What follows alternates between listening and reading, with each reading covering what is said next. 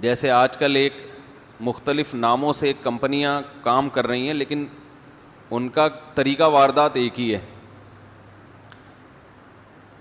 وہ طریقہ واردات یہ ہے, میں ایک دفعہ گولڈن کی کے نام سے کوئی کمپنی تھی یا اسی سے ملتا جلتا کوئی نام ہوگا, ایسا نہ کوئی گولڈن کی کمپنی واقعی جائز کام کر رہی ہو آپ اس پہ فتویٰ لگا دیں, لیکن اس وقت وہ گولڈن کی کے نام سے کام کر رہے تھے. ہو سکتا ہے اب نہ کر رہے ہوں, اور ہو سکتا ہے اب گولڈن کی کے نام سے جو کمپنی کوئی کام کر رہی ہو تو وہ صحیح کر رہی ہو.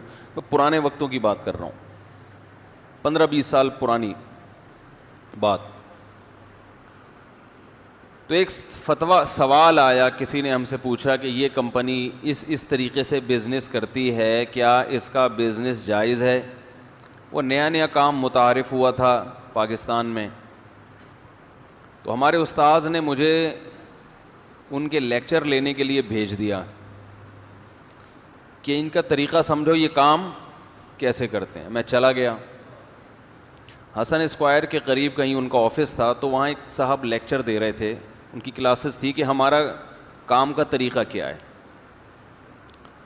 تو ان کے پاس کچھ جوسر مشینیں تھیں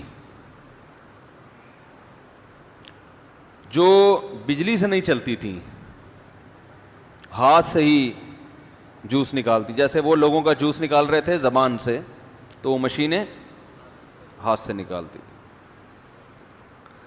تو وہ اپنی پروڈکٹ, جو کمپنی کی پروڈکٹ تھی, اس کو معاشرے میں پھیلانے کے لیے انہوں نے 3 گھنٹے تقریر کی ہوگی,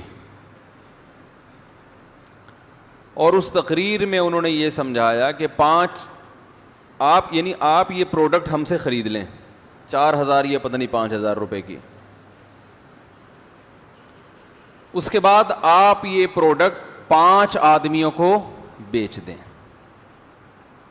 جو حقیقت میں پہنانے کا کام ہو رہا تھا, کیونکہ اس مشین کی قیمت 5,000 تھی نہیں. 5 کو آپ نے یہ پروڈکٹ کیا کرنی ہے, پہنانی ہے. پہنانا تو میں لفظ استعمال کر رہا ہوں, یعنی بیچنی ہے.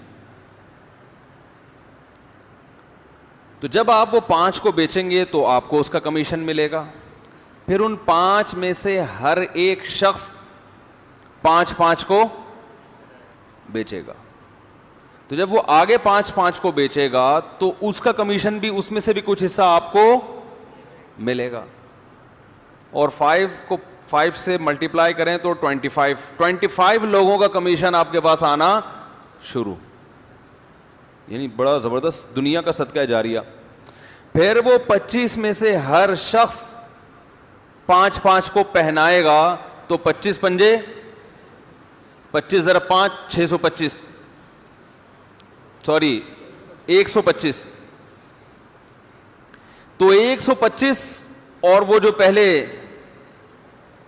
ان کا کمیشن, اس میں سے بھی کچھ حصہ.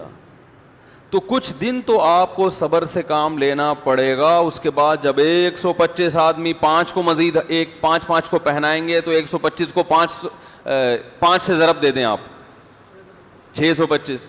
پھر 625 کو 5 سے, ایک ٹائم آئے گا کہ آپ نوٹ چھاپنے کی مشین گھر بیٹھے اور پیسے گنے بس بیٹھ کے. پھر انہوں نے ملایا کہ یہ دیکھیں, یہ گولے گنڈے کی دکان تھی ان کی, آج اللہ کا شکر ہے یہ کروڑوں میں کھیل رہے ہیں. اور اگر آپ نے 5 سے زیادہ کو پہنا دیا, 5 کے بجائے 10 کو, تو یہ 625 کو آپ ڈبل کر لیں. پھر نہیں آ رہی بات. اس سے قوم کو کیا فائدہ ہو رہا ہے؟ کہہ رہے ہیں یہ قوم کا فرد نہیں ہے جس کو فائدہ ہو رہا ہے. یہ گولے گنڈے والا کہاں پہنچ گیا, آج کروڑوں میں کھیل رہا ہے. اور واقعی وہ نوٹ چھاپنے کی مشینیں, کئی لوگ, اب بھی یہ بزنس بہت ہوتا ہے. تو ہم نے جب تحقیق کی, ہم نے کہا تو بالکل حرام ہے, ناجائز ہے. یہ حرام ناجائز اس لیے ہے کہ 500 کی چیز آپ 5,000 میں لے رہے ہو, اس امید پر کہ آگے 5 آدمی مجھ سے خرید لیں گے. نہیں خریدا تو یہ آپ کے 4,500 روپے ڈوب گئے.